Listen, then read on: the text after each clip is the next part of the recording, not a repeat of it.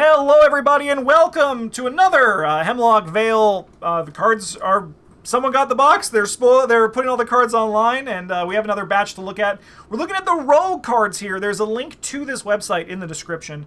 At the time that this video is out, all of these cards, all of the stuff are going to be out there, so that should be pretty sick.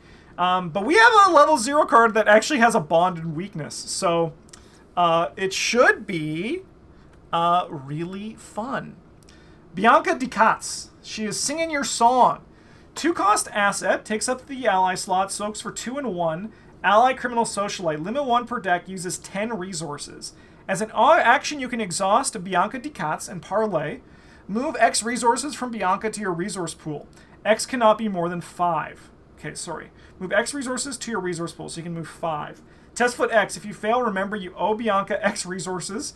Then search your bonded cards for the Bianca de Katz enemy and spawn her at your location. Remove this card from the game. So then she becomes, if you owe her, so it's a 3/3/3, deals for 2, victory 0. As an action, if you owe Bianca X resources, spend X resources, parlay, add her to the victory display. When she leaves play, except by the above ability, shuffle her into your deck. Interesting.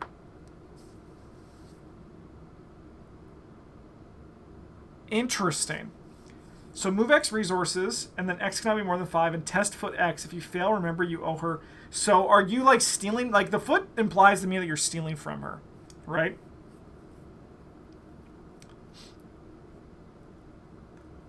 You probably don't want to go less than 3, right? Like, 3 is probably the lowest you want to do for this. You probably don't want to go lower than...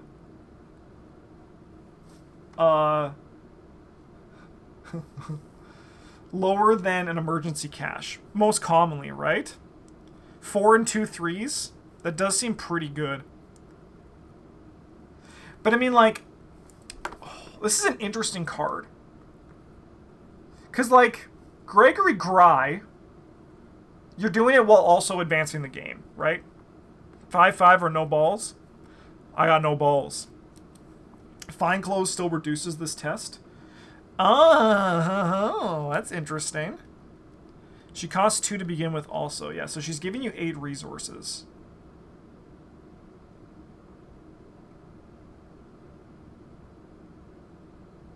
She seems really fun with calling in favors. You know? Gry costs 3 and gives 6 9, so 6 net. That's good to compare. With Gry, you're also advancing the game. I mean, there is things you can do. You can, like, nimble on the foot test, which seems really cool as well, right? Move out of a location with a massive enemy, right? There's also, like, yeah, the snitch card that was spoiled. Well, that was previewed, and they're in the spoiler season. It's an interesting card. I think it's a good level 0 card in terms of, like, the space it holds in the game. I love the weakness. I like this weakness a lot more than, like, the Summoned Hound weakness. Her needs better resource generation level 0. Yeah, I mean, I think it's pretty alright resource generation at 0. Like, not compared to Faustian, obviously, but Faustian is in and of itself on, like, its own level. Do you guys see this card right here that's called British Bulldog? Is this going to be the wrestler as an ally? Yeah, I think Bianca is pretty sick, right? I dig it. I think she'll be fun to play with. You can arrest her, too, which could be really fun. You know, you put her in handcuffs. Do, like, a Skids, I want the money, but I'm also going to arrest you Bianca deck. Then you can parlay with her for the rest of the game. Right? That's another thing about this, too. What this card actually can do is kind of just... you need to have a shell for it and a plan for it. But this gives you an enemy that you can always have on command. Right? Which might be something to note with the parlay cards. Potentially. Just something to flag as a thing to be aware of. Alright, British Bulldog. A gun! 3 cost, item, weapon, firearm, illicit. Takes up a hand slot. Uses 3 ammo. As an action, spend 1 ammo fight. You may use foot instead of fist for this attack. This attack deals +1 damage. After you fail a skill test while parlaying with an enemy, put British Bulldog into play from your hand. What?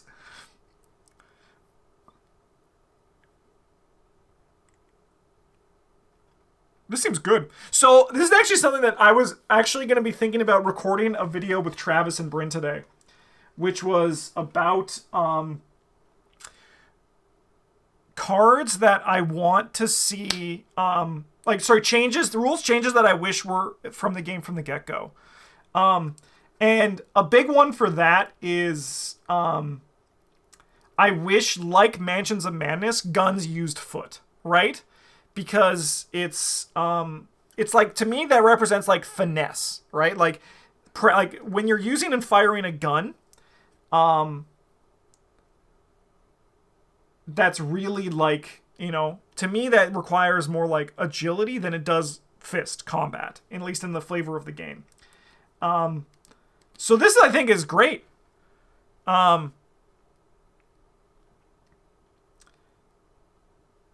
Spend ammo fight. You may use foot. You also don't have to. It doesn't give any bonuses, but I mean, like, the idea is that it's a rogue gun, so you get your bonuses by using that's using this, so it's going to give you like +1, or like in Skid's case +1, and other investigators like Winnie, this is giving you +2, right? Good card. Great card. And also, like, being able to put it into play is just like some gravy on top of it as well. Especially, like, you just like fucking talk to Bianca, she's like, you owe me money, and then you just fucking shoot her in the head twice, and then she's gone, you know? All right, great card. I love it. I think this is a great gun. Add on to the list of. I also think it's kind of now in the world that guns are rogue, melee weapons are guardian. I think that's the new. I think that's like what's definitely trending towards it. So I think Michael McGlenn is probably going to be a rogue, right? All right, bank job. Finn. Is that Finn and Skids? Finn's like, I love the fucking money. I love this fucking money, man. Okay. I'm in for this. All right. 2-cost event, bank job, gambit, double illicit. Has a book, a fist, and a foot. As additional cost to play bank job, spend an action, investigates your location, gain a total of 8 resources distributed as you wish. Okay. So this is like the card that we talked about in the Seeker video, where it was 2 actions and 2 resources to do 5 cards spread among the group. The flavor text is really funny. No name Skids, sorry Finn. That's really funny. So this is going to compare it to Faustian Bargain in that, right? Do we like this more than Faustian Bargain? I think in a vacuum, no. Right? Like, if you're just looking at this, it's just like the lowest sense of it, right? Of just like looking at the numbers on the card, I think Faustian Bargain is better. I wish that Bank Job had a wild instead of a foot icon, or was like foot, fist, and a wild. I think it's a little bit chunced that the Seeker version gets a wild, but the Rogue version doesn't, you know? Like, I understand Seeker's thing. Seeker's thing is that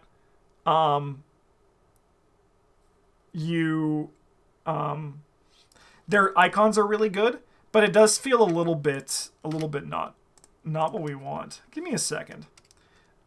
What's that one card? Fence. Oh. Make it fast with Fence.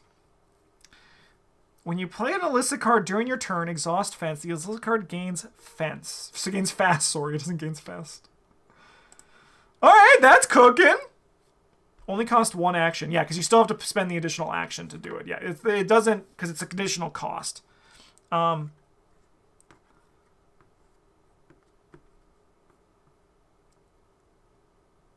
2 actions to e-cash 2 people is a good rate. I agree. I mean, if you also just want like 6 money and you don't have anything to do with it, it's not terrible. Preston can't rob a bank? Of course not. He hired them to do it, though. He's not in the trenches, though. I think I like it. I think I like it. Once again, I don't know if it's going to work for my play style, but I could be entirely wrong. But I think the card is just, like, generically pretty good, right? I don't think there's anything too bad about it. How much will I play it over Faustian Bargain?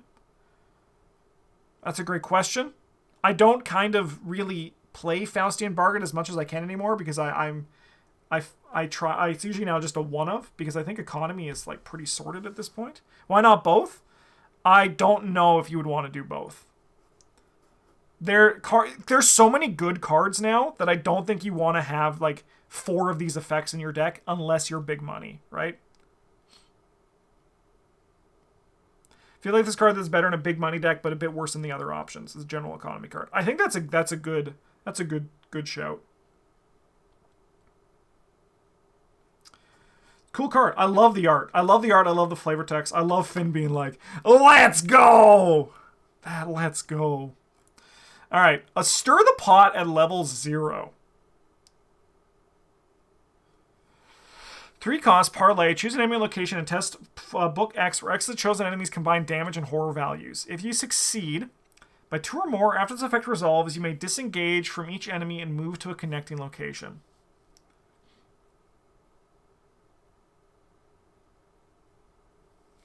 Can I be honest? I don't want to, like, spoil art on stuff. But, like, I think I kind of like this card more than, the level 5 version. You know? It's kind of comparable to, it's kind of comparable to Storm of Spirits here, you know?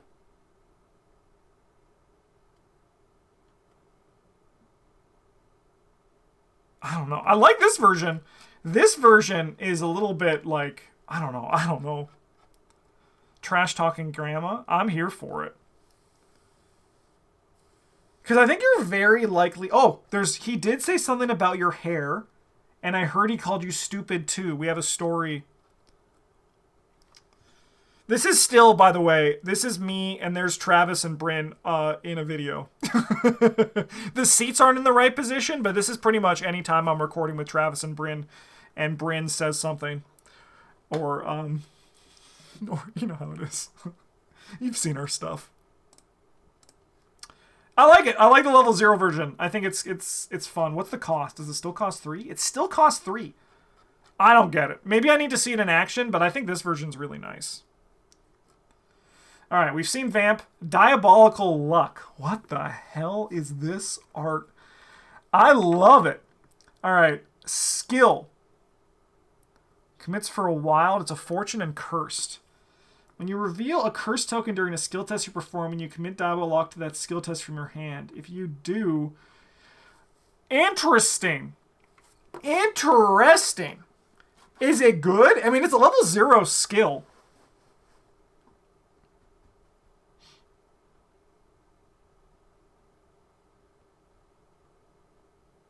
I think I would run this kind of, I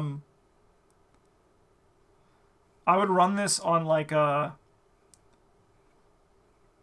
in place of Savant until I got there. You know? Like, I would run this as just, like, some generic curse, like... I mean, what do I run instead of Savant currently? I don't know.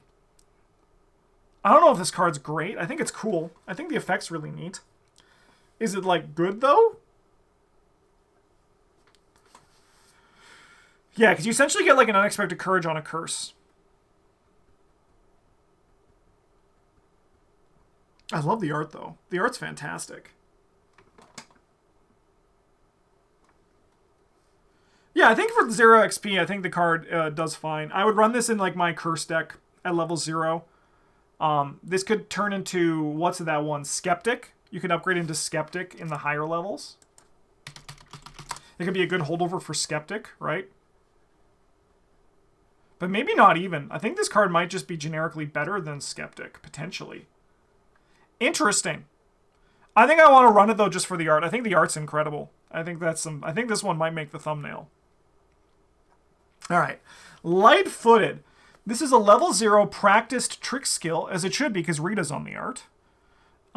If the skill is successful during an evasion attempt, you may automatically evade another enemy at your location.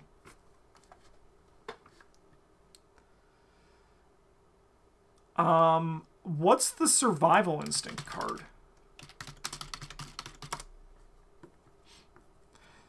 Skill does successful during an evasion attempt. The evading investigator may immediately disengage from each other enemy and move to a connecting location. Okay, so it doesn't just outright, like... It's not the same card. Yeah. I'll play it in Rita. I'll play it in Keimani, probably. I'll play it in Amanda. Disclaimer, this does not make Rita's signature as good. I'll be honest, I've actually used Rita's signature to such great effect recently that I'm now, like, not a hater on Rita's signature. It's a bit strange, I know. Yeah! If you plan on evading a lot, sorry, let me start that sentence again. If you plan on building, like, a suboptimal deck for dealing with enemies, this card's going to do great, you know? I do think, yeah, it's really nice in Forgotten Age. I mean, I'm not going to knock any card that lets you evade multiple enemies at once, right? Those are better than they always seem, you know? Double evade with Finn's action seems great. I think this is more of a tech card or an investigator card as opposed to just a general card that you're going to put into your deck. But, like, Survival Instinct's a good card, and this is kind of like a rogue Survival Instinct. I dig it. Put light-footed, also put a nimble on that. Now we're talking. An upgraded British Bulldog! Astute! You got it! You got it! Oh, this card's making me feel something. Alright, 3 cost, 2 experience, item, weapon, firearm, illicit. Take the hand slot, uses 3 ammo. Spend 1 ammo, fight. You may use foot instead of fist for this attack. You get +2 skill value. This attack does +1 damage. Ignore the aloof keyword for this attack. Let's go! Fuck you, Whippoorwill! And after you fail skills while playing with an enemy, put British Bulldog into play from your hand. Great weapon. Honestly. Great weapon. It's good. It's basically a better 45 automatic. It's true. It's also a level 2 card, so, like, Leo can run it. And you can just use your fist. I think it's a great card. I don't have much else to say. I think just British Bulldog is kind of exactly what a great gun for the rogue repertoire. Very good card. Very nice. All right, Bewitching. All right, chat. Might get banned on Twitch for this one. 3 experience, permanent exceptional, so it costs 6. Before you draw your opening hand, search your deck for up to 3 different trick cards and attach them face down to Bewitching. Oh, so this is basically just stick to the plan, but for tricks. It's trick to the plan. Yeah. When you engage an enemy, exhaust Bewitching, either draw 1 attached card or search the top 9 cards of your deck for a copy of an attached card and draw it. Woohoo! Woohoo! Interesting.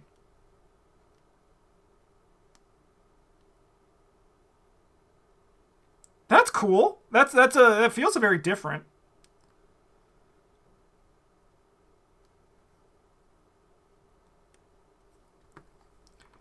I like it.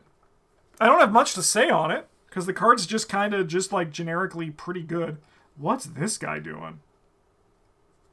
Yeah, I think the effect's neat. If you're playing a trick deck, you're going to want this, just like with Stick to the Plan, right? If you're playing Stick to the Plan, you're going to kind of want... Like, if you want to find specific things, you know, it's good.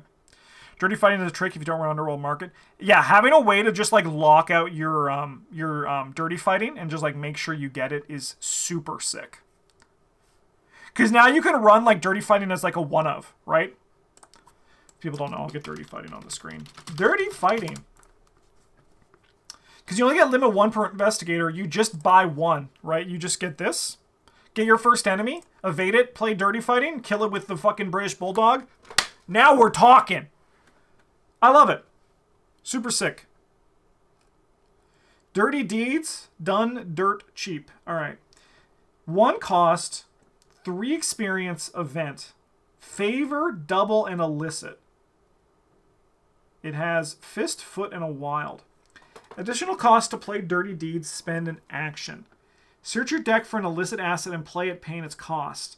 Then you may resolve an action or lightning bolt ability on that asset, ignoring all costs, including its action. So all costs will now stop. Like, I know it doesn't work here, but this would stop Sledgehammer, right? Because you're ignoring all costs.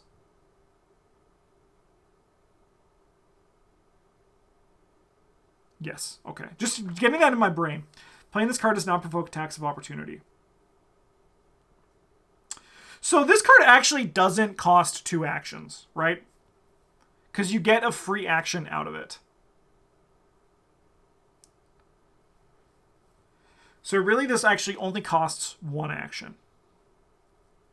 I like them exploring the double, right? And the free play, so you're actually action positive, yeah. And you can fence it too. Yeah. It's tutor, play, and activate. That's really nice. That's a powerful effect. Tutors are good.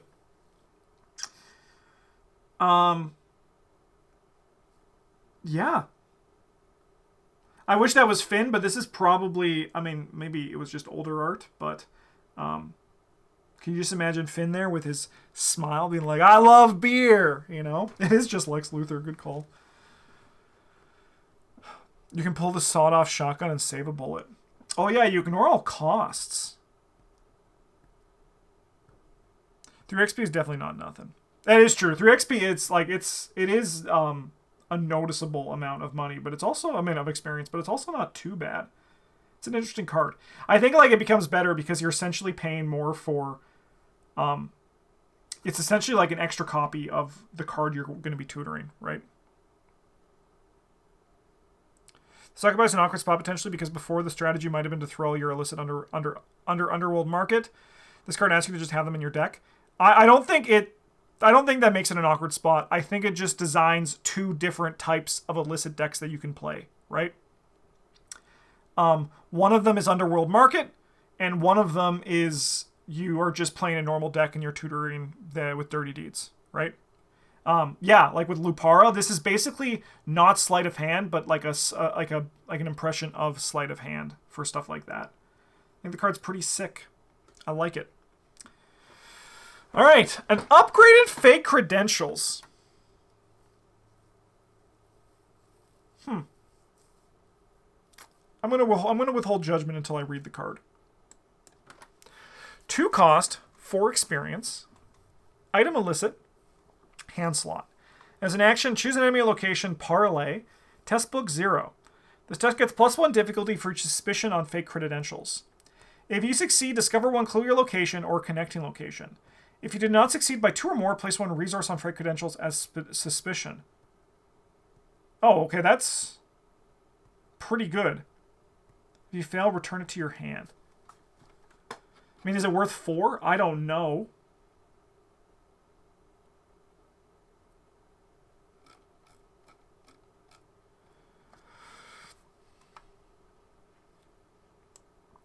Let's get this one.